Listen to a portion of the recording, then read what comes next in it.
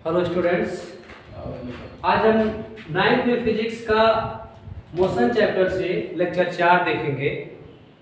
इस लेक्चर के अंतर्गत हम अध्ययन करेंगे दूरी समय ग्राफ का और वेग समय ग्राफ। आप पहले देखें कि दूरी समय ग्राफ होता क्या है।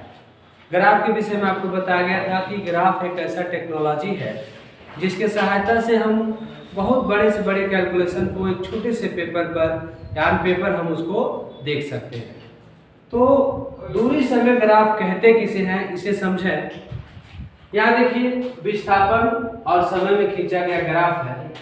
तो दूरी समय ग्राफ जो होता है, अगर हम किसी पिंड का भिन्न भिन्न समयों में चली गई दूरी और समय के बीच ग्राफ खींचें तो उसे हम दूरी समय ग्राफ कहेंगे। मतलब यह हुआ कि अगर हम किसी पिंड का भिन्न भिन्न समयों में उसके द्वारा तय किए गए दूरी और समय के बीच ग्राफ खींचें तो वो ग्राफ कहलाएगा दूरी समय ग्राफ। दूरी समय ग्राफ का जो ढाल होता है, जो प्रवणता होता है, उसके सहायता से पिंड का चाल ज्ञात किया जाता है। पिंड का चाल या वेग ज्ञात किया जाता है। तो ध्यान दें, यहाँ पर इस ग्राफ को देखिए और इस ग्राफ की सहायता से हम कुछ निष्कर्ष निकालेंगे। हमने देखा कि अगर किसी पिंड का भिन्न भिन्न समय में उसकी स्थिति और जो भी भिन्न भिन्न समय में उसकी स्थिति है, उसकी स्थिति और समय के बीच जो हम ग्राफ खींचेंगे वही दूरी समय ग्राफ हो जाएगा। यहाँ पर ध्यान से देखिए, ये एक्स अक्ष है और ये वाई अक्ष है। एक्स और वाई अक्ष आपको बताया गया था कि जो समय होता है उसे हम हमेशा एक्स अक्ष पर प्रदर्शित करते हैं, और मान लो अगर हम दूरी या विस्थापन ले रहे हैं तो विस्थापन को वाई अक्ष पर, वेग ले रहे हैं तो वेग को भी वाई अक्ष पर प्रदर्शित करेंगे। तो यहाँ देखिए समय को सेकंड में लिया गया है और विस्थापन को मीटर में लिया गया है। भिन्न भिन्न समयों में पिंड की स्थिति का अध्ययन यहाँ पर किया गया है। तो ध्यान से देखेंगे, पहले 10 सेकंड में पिंड ने 20 मीटर की दूरी तय किया। यहाँ देखेंगे प्रारंभिक में यानी प्रारंभ के 10 सेकंड में पिंड ने 20 मीटर की दूरी तय किया है। यहाँ पर देखें ओ से ए तक जो है वो 20 मीटर की दूरी है। उसके बाद 10, 20, 30 सेकंड तक वह पिंड क्या है, रुका हुआ है। यहां देखिए ए से बी तक जो ग्राफ है वो एक्स अक्ष के समांतर है। एक्स अक्ष के समांतर जब देखिए यहाँ पर 10 सेकंड में उसने 20 मीटर की दूरी तय किया है तो ग्राफ ओ से ए की तरफ अर्थात वाई अक्ष पर इंक्रीज किया है, बढ़ा है। और जब वो ए से बी तक देखेंगे तो एक्स अक्ष के पैरेलल है, अर्थात वो रुका हुआ है। पिंड क्या है, रुका हुआ है। तो जब पिंड रुका रहता है तो ग्राफ ऊपर इंक्रीज नहीं करता है। तो 10 सेकंड से 30 सेकंड के बीच पिंड क्या है, रुका हुआ है। और अगले आप देखेंगे 20 सेकंड से 50 सेकंड के बीच वो पिंड घटते हुए गति, मतलब घटते हुए चाल से गति किया है, अर्थात विपरीत दिशा में गति किया है। तो यहाँ पर हम अगर देखें तो जो दूरी समय ग्राफ होता है, दूरी समय ग्राफ की जो प्रवणता होती है उसके प्रवणता से पिंड का चाल ज्ञात किया जाता है। तो यहाँ पर अगर हम एक चीज का ध्यान दें, इसे हम हटा रहे हैं। देखिए यहाँ पर ध्यान देंगे, दूरी समय ग्राफ की ढाल से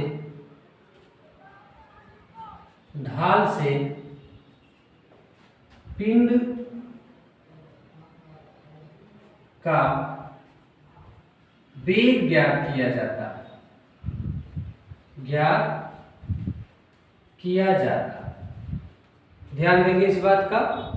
वेग समय ग्राफ का जो ढाल होता है उसके सहायता से पिंड का वेग ज्ञात करते हैं।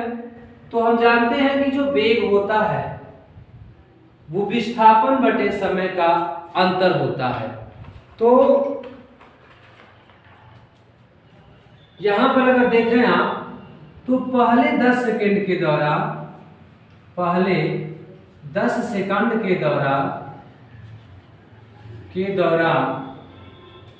पिंड का वेग, देखिए पहले 10 सेकंड के दौरान जो पिंड का वेग है वो क्या हो जाएगा, विस्थापन बटे समयांतराल। आपको पता है विस्थापन किसे कहते हैं, किसी भी पिंड के प्रारंभिक और अंतिम स्थितियों के बीच का जो अंतर होता है वही विस्थापन कहलाता है। तो देखिए शुरू में वो पिंड बिंदु O पर था और 10 सेकंड में वह कहां चला गया है, 20 मीटर की दूरी तय कर लिया है। ये जो दिख रहा है ये सब मीटर में है, ये मीटर में है। तो यहां पर 10 सेकेंड में वो 20 मीटर की दूरी तय किया है। तो हम विस्थापन निकालेंगे तो 20 माइनस 0 अपान समयांतराल निकालेंगे तो 10 माइनस 0 हो जाएगा। 10 माइनस 0 तो हमें 20 बटा 10 मिलेगा जो कि 2 मीटर पर सेकेंड हो जाएगा। यानी पहले 10 सेकेंड के दौरान आप देखेंगे, पहले 10 सेकेंड के दौरान पिंड OA दूरी तय किया है और इस दौरान उसका जो वेग है वो कितना है, 2 मीटर पर सेकेंड है। अब आप देखें अगले 10 और 10 20 यानी 10 और 10 20 सेकेंड के दौरान उसने कितना विस्थापन तय किया है, कोई विस्थापन तय नहीं किया है। इस समय उसका वेग अगर आप निकालते हैं तो ध्यान से देखेंगे, यहां देख सकते हैं आप 10 से 30 सेकेंड के दौरान, 30 सेकेंड के दौरान पिंड का वेग देखेंगे तो देखिए विस्थापन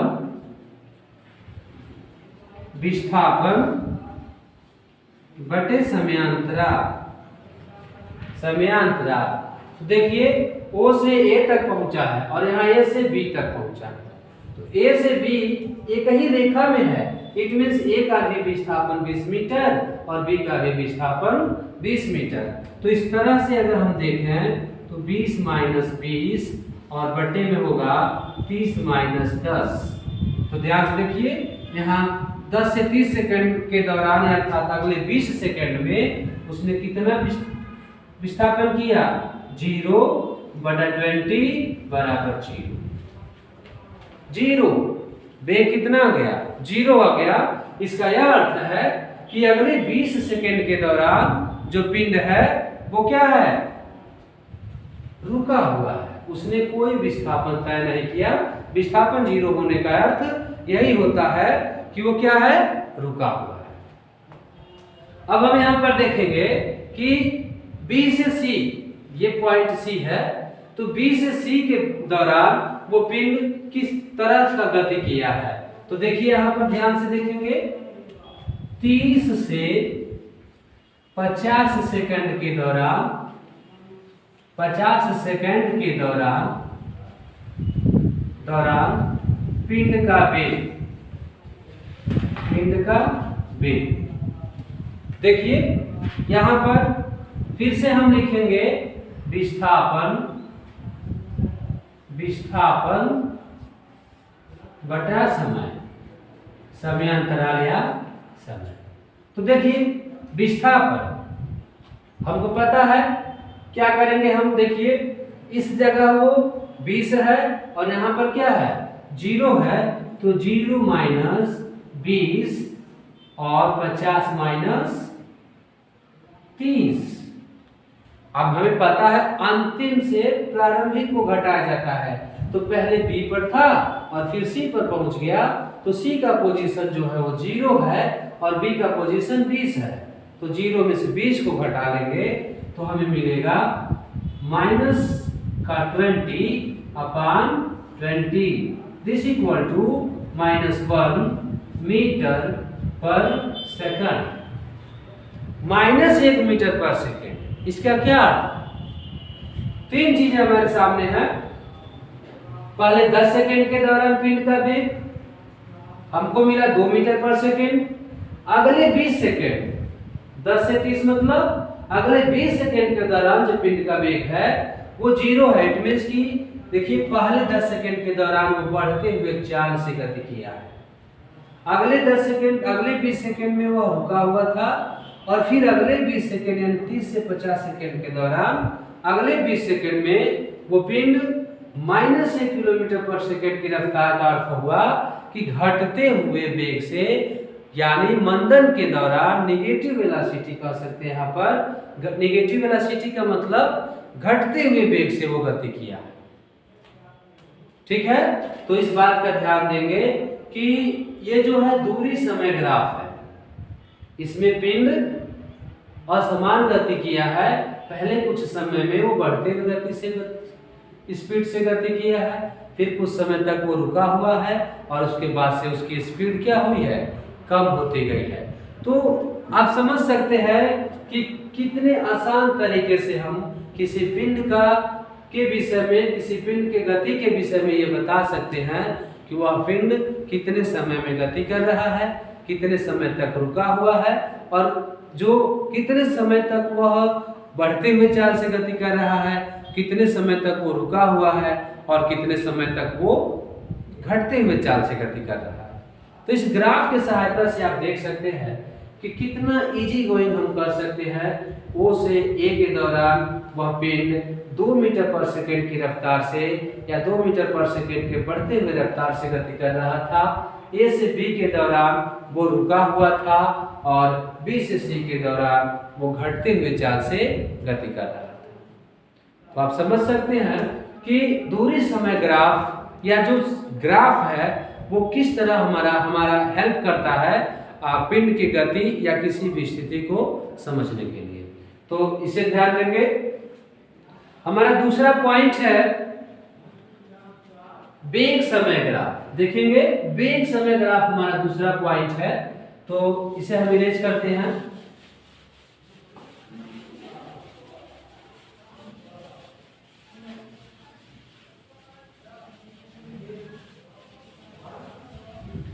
हमारा दूसरा पॉइंट है वेग समय ग्राफ। ध्यान से देखना, वेग समय ग्राफ देखेंगे। दूरी समय ग्राफ में क्या था? भिन्न भिन्न समय में पिंड के भिन्न भिन्न स्थितियों को अगर हम दर्शाते हैं या भिन्न भिन्न स्थितियों और समय के बीच ग्राफ खींचते हैं तो दूरी समय ग्राफ होता है। सेम वे में हम वेग समय ग्राफ को दर्शा सकते हैं। अगर पिंड के भिन्न भिन्न समय में उसके भिन्न भिन्न वेग होते हैं तो भिन्न भिन्न वेग और उसके समय के बीच अगर हम ग्राफ खींचते हैं तो उसे क्या कहते हैं? वेग समय ग्राफ कहते हैं। पिंड के विभिन्न या भिन्न भिन्न समयों पर भिन्न भिन्न वेग होते हैं, उन वेग और उस समय के बीच जो हम ग्राफ खींचते हैं वो वेग समय ग्राफ होता है। तो वेग समय ग्राफ हम दो प्रकार का खींचेंगे। एक होगा एक समान गति के लिए, एक समान गति के लिए, एक समान गति के लिए जो वेग समय ग्राफ होगा वो उसका नेचर क्या होगा और उसके हेल्प से हम क्या कैलकुलेट कर पाएंगे, हमें ये देखना है। तो सबसे पहले हम जानें कि यूनिफॉर्म मोशन होता क्या है। आपको पहले लेक्चर में बताया गया होगा यूनिफॉर्म मोशन के विषय में, एक समान गति के विषय में। वंस अगेन एक बार आप सुन लें तो क्या है एक समान गति। हमें पता है कि अगर कोई पिंड भिन्न भिन्न समय में, जैसे सेम समय में, कहने का अर्थ ये है एक समान गति। अगर प्रत्येक घंटा वो लगातार, जैसे पहले घंटे में 10 किलोमीटर, फिर अगले घंटे में 10 किलोमीटर, फिर अगले घंटे में 10 किलोमीटर, तो पिंड की ऐसी गति क्या कहलाएगी? एक समान गति। अगर समान समय में पिंड समान गति तय करता है तो उस पिंड की गति एक समान गति यूनिफॉर्म मोशन कहलाती है। तो जब पिंड एक समान गति कर रहा होता है तो उसके ग्राफ का नेचर कैसा होता है, उसके ग्राफ की प्रकृति कैसी होती है, और उस ग्राफ के हेल्प से हम किस अभिलक्षण को प्राप्त करते हैं, यही देखना है।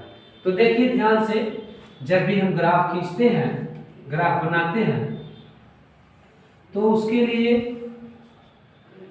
एक्सिस का हेल्प लेते हैं। हमको पता है कि जो एक्स एक्सिस है उसको हम समय अक्ष भी कहते हैं, एक्स एक्सिस को समय अक्ष कहते हैं। अब वाई जो है, वाई पर हम डिनोट करेंगे वेग को। किसको डिनोट करेंगे? वेग। तो इस पर हम टाइम इंटरवल दे दें 10, 20। टाइम को हम यूज करेंगे सेकंड में, और वेग जो है हमारा वो मीटर पर सेकंड हो सकता है, मीटर पर सेकंड। ये मीटर पर सेकंड हो जाएगा। 10, 20, 30, 40, 50। आगे भी हम बढ़ा सकते हैं अपने पैमाना के अनुसार, अपने जगह के अनुसार। यहाँ पर देखिए 10, 20, हम 30 तक ले लेते हैं।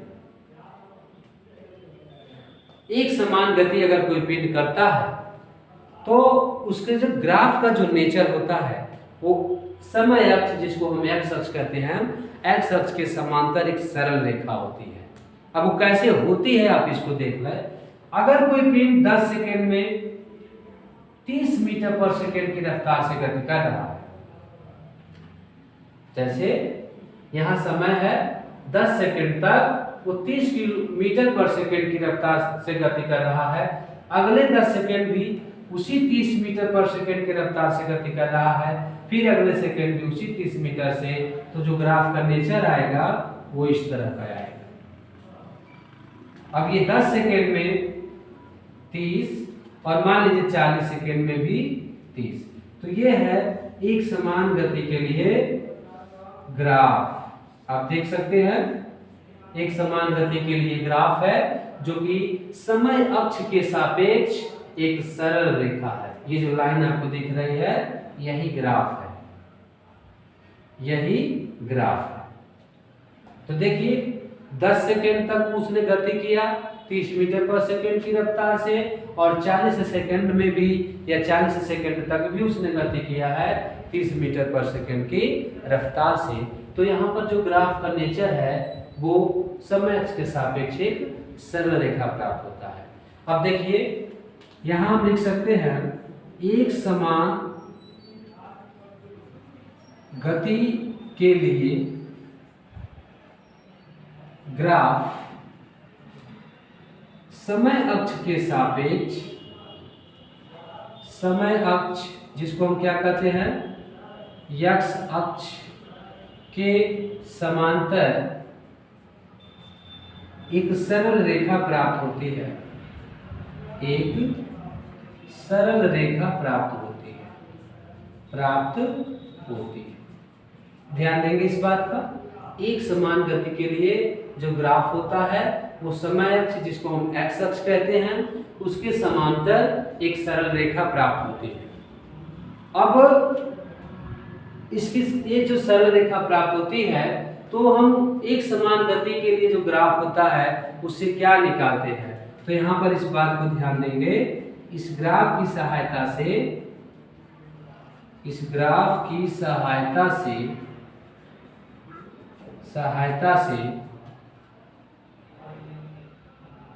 पिंड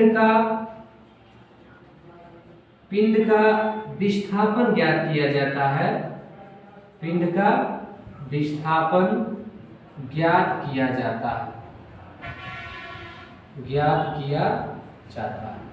विस्थापन या आप दूरी समझ सकते हैं, ज्ञात किया जाता है। पिंड ने कितना विस्थापन तय किया या कितना दूरी तय किया, ये चीज हम ज्ञात करते हैं इस ग्राफ की सहायता से। आप देख सकते हैं कि पिंड पहले बिंदु एक यहाँ पर था 10 सेकेंड वाले पॉइंट पर, यहाँ, और फिर बाद में पिंड यहाँ आ गया। तो यहाँ पर हम देखेंगे,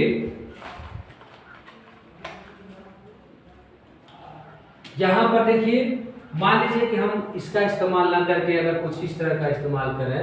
ऐसे देखिए, यदि डेल्टा टी समय अंतराल में समयांतराल में पिंड का विस्थापन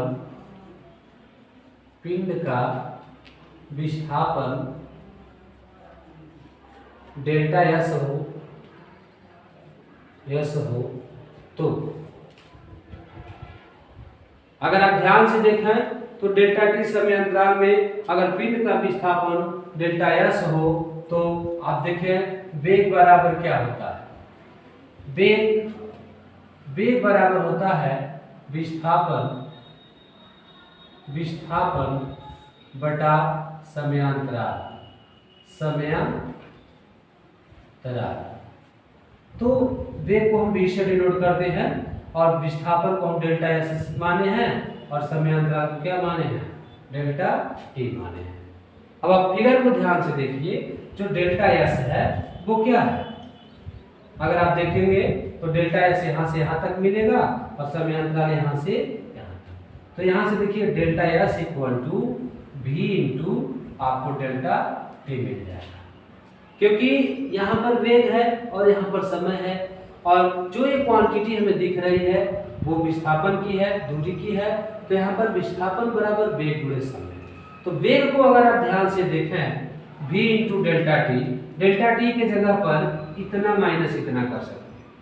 अगर हम इस पॉइंट को सपोज डेट की t2 मान लें, इस पॉइंट को हम t1 मान लें, तो ये जो डेल्टा टी है t2 माइनस t1 हो जाएगा और जो डेल्टा एस है वो हमें फाइंड करना है और v हमारा ये है।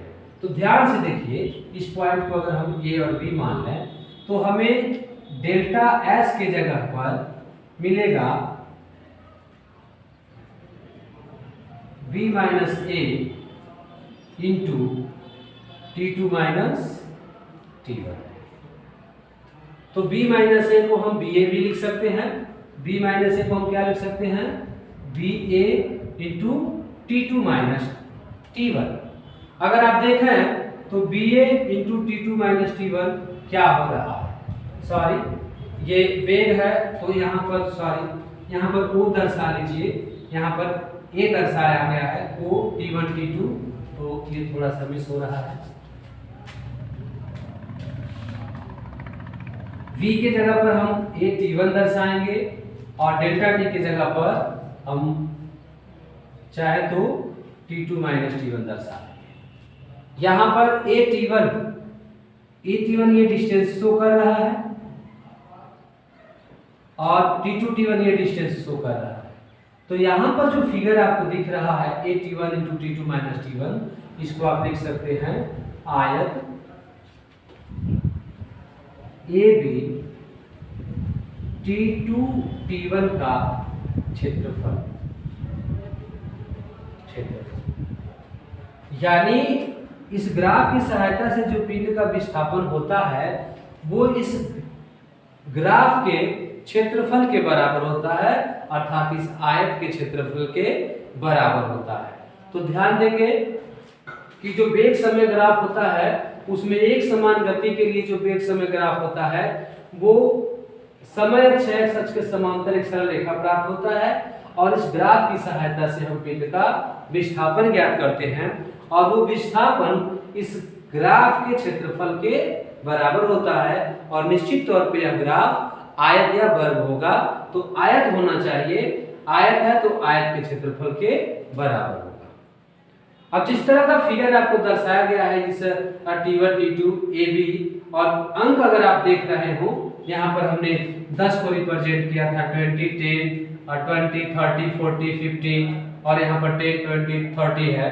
तो अगर ये दिख रहा आपको तो यहाँ पर ऐसे देखिए 40 में से 10 को घटा देंगे और ये आपके पास 30 है, तो 30 गुणे 40 माइनस 10 कर दें अगर आप, तो आपको 30 गुणे 30 बराबर 900 मीटर आंसर मिल जाएगा। यानी पिंड कितना मीटर विस्थापित हुआ है? 900 मीटर। तो एक समान गति के लिए ये वेग समय ग्राफ था, इसे ध्यान देंगे। अब हम देखेंगे दूसरा असमान, जिसको त्वरित गति कहते हैं, त्वरित गति के लिए।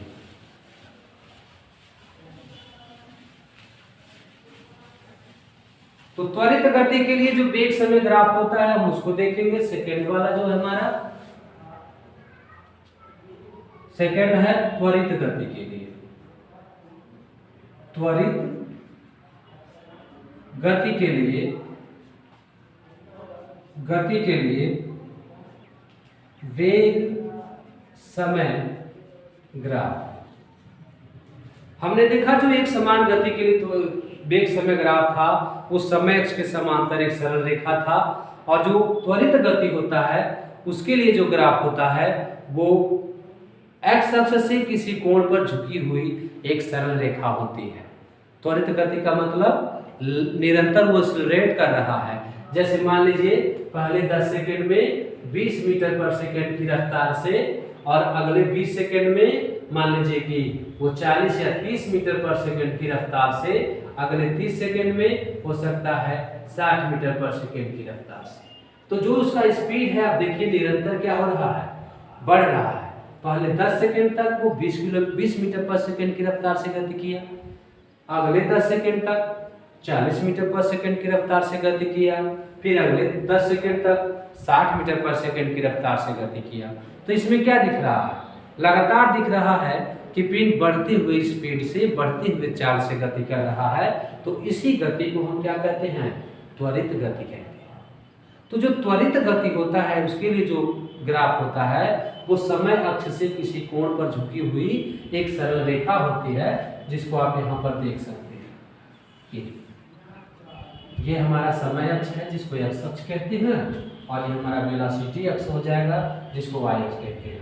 तो कुछ इस तरह का नेचर आता है उस ग्राफ का। ऐसे आप देख सकते हैं कुछ इस तरह का नेचर होगा। अब मान लीजिए कि यहाँ पर कोई ए पॉइंट हम ले लिए और यहाँ पर हम कोई बी पॉइंट ले लिए, तो अब हम यहाँ से इस पर और इस पर परपेंडिकुलर ड्रा करेंगे, और फिर यहाँ से भी, ये थोड़ा दूर हो रहा है, यहाँ कर लेते हैं हम।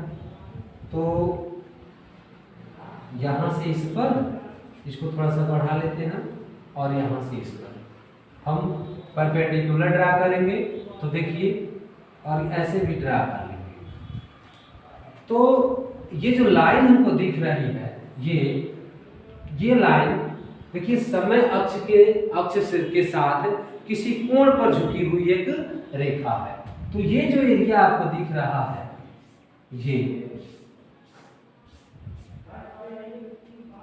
यह इस ग्राफ द्वारा घेरा गया एरिया होगा, और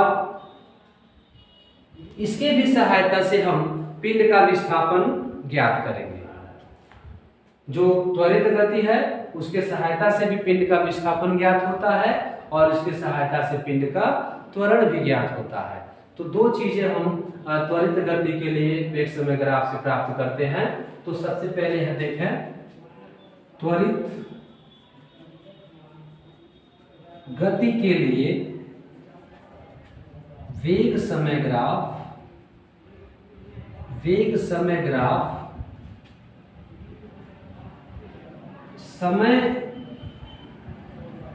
समय अक्ष जिसको हम एक्स अक्ष कहते हैं, समय अक्ष से किसी कोण पर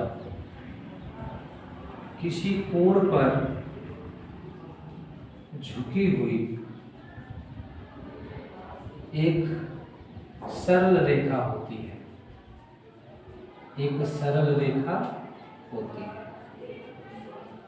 इसे ध्यान देंगे कि त्वरित गति के लिए जो वेग समय ग्राफ होता है उसके सहायता से जो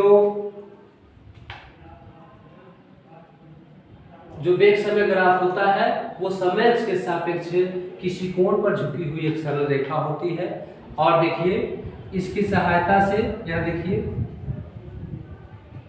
इस ग्राफ की सहायता से पिंड का विस्थापन एवं त्वरण ज्ञात किया जाता है। सपोज करिए कि ये वेग v1 है और ये वेग v2। ठीक है, तो अब कैसे ज्ञात किया जाता है इसको हम देखेंगे। तो थोड़ा सा हम इसको इरेज करते हैं।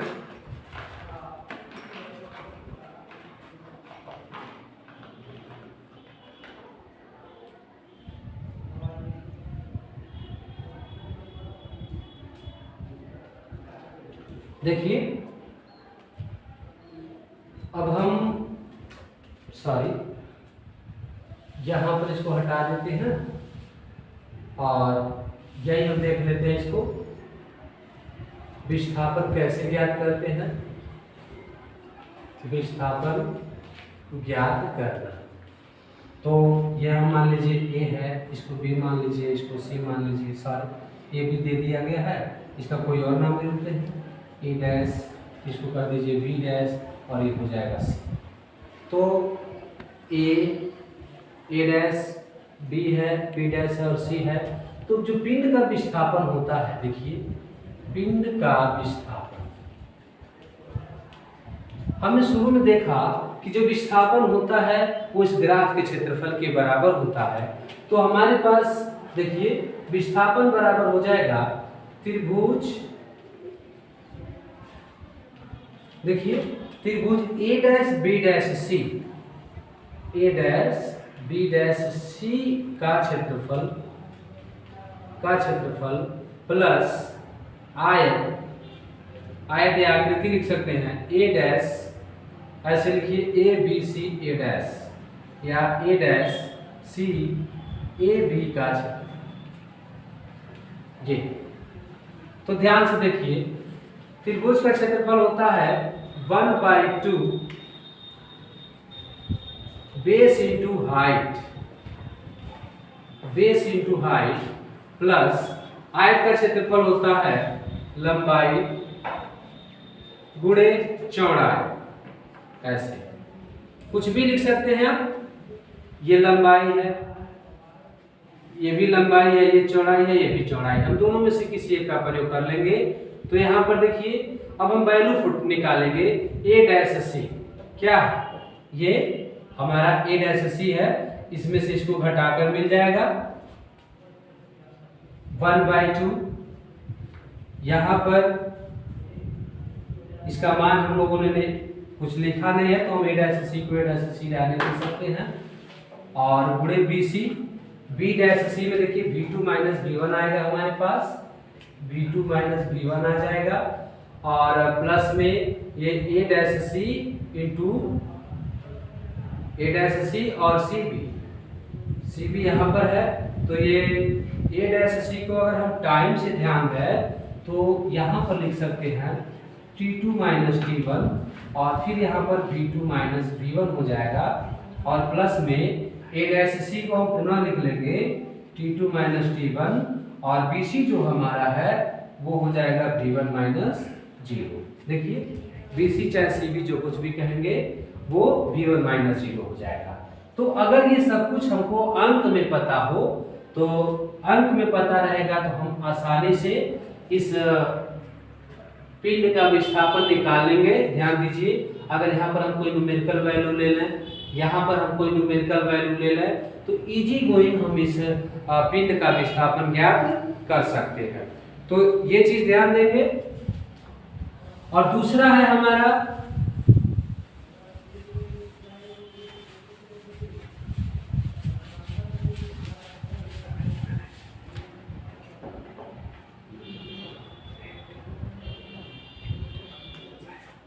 हम करेंगे त्वरण ज्ञात करेंगे। अगर हम त्वरण ज्ञात करते हैं तो त्वरण होता क्या है? त्वरण बराबर होता है वेग परिवर्तन अपान समयांतराल। तो वेग में परिवर्तन आपने देखा v2 माइनस v1 का हुआ और समयांतराल आपने देखा t2 माइनस t1 का हुआ। थोड़ा सा फिगर के नेचर के बराबर अगर आप देखें, इस तरह से फिगर आपको बनाकर दिखाया गया था, ऐसे करके ये मान लीजिए v1 है और इसे मान लेते हैं कि v2 है और ये हमारा t1 और ये हमारा t2। तो देखिए ये v2 माइनस v1 और t2 माइनस t1, इसका नाम अगर आप ABC दोबारा से दे रहे उस फिगर के अनुसार, तो v2 माइनस v1 के जगह पर ये पॉइंट आपको दिख रहा है, ये वाला देख सकते हैं, ये v2 माइनस v1 है, और यहाँ अगर आप निकालेंगे तो ये t2 माइनस t1 है।